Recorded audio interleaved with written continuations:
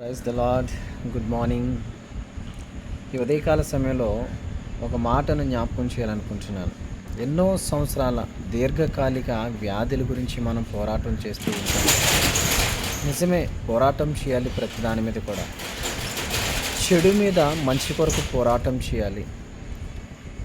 శత్రువుల మీద పోరాటం చేయాలి. వ్యాధుల మీద పోరాటం చేయాలి. ఈ పోరాటం చేసే విషయంలో నీవు ఎలా పోరాటం చేస్తున్నావు?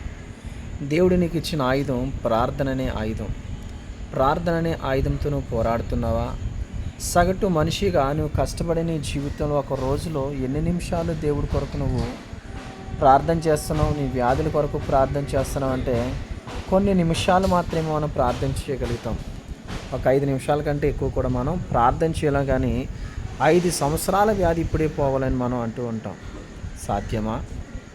అంటే 5 నిమిషాల కంటే ఎక్కువ ప్రార్థన చేయాలని నీవు 5 సంవత్సరాల వ్యాధులు ఇప్పుడే పోవాలంటే దానిలో అర్థం ఉందా?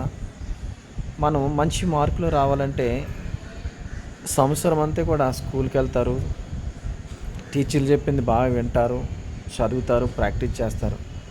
మరి నిజమైన జీవితంలో నువ్వు సంవత్సరం అంతా కూడా దేవుని సన్నిధిలో యథార్థంగా జీవిస్తున్నావా? సంవత్సరం అంతా కూడా దేవుని సన్నిధిలో కనిపెడుచున్నావా? దేవుని స్వరాన్ని వినగలుగుతున్నావా? దేవుని చిత్తాన్ని తెలుసుకుంటున్నావా? దేవుని చిత్తం కొరకు నువ్వు ఏం చేస్తున్నావు అంటే అదంతా కూడా శూన్యం. కానీ మనకు మాత్రం కోరుకున్నవన్నీ కూడా వచ్చేయాలి మన దగ్గరికి. ప్రభువా, ఇది నాకు కావాలి అంటే సాధ్యమవుతుందా? గమనించండి, ఉదయకాల సమయంలో ఎందుకు ఈ మాట మాట్లాడుతున్నాను. పోరాటం చేసే వ్యక్తి అన్ని విషయాలను కూడా మనం మెలకు కలిగి ఉండాలి. అపజయాన్ని మనం విజయంగా మార్చుకోవాలంటే, విజయం వైపు మనం ప్రయాణించాలంటే దానికి కొన్ని ప్రణాళికలు ఉంటాయి. యుద్ధంలో విజయం అనేది అంత సులువుగా రాదండి. కొన్ని ప్రణాళికలు ఉంటాయి, కష్టం ఉంటుంది దాని వెనక. అలా నీవు కూడా దేవుని సన్నిధిలో కష్టపడి ప్రార్థించి విశ్వాసంతో, నమ్మకంతో, యథార్థంతో ప్రతిరోజు నిత్యము అనునిత్యము ప్రార్థించు. దేవుడు నీ హృదయవాంఛలను తీర్చే దేవుడని వాక్యం సెలవిస్తుంది. ఆయన తప్పకుండా నీ హృదయవాంఛలను తీరుస్తాడు.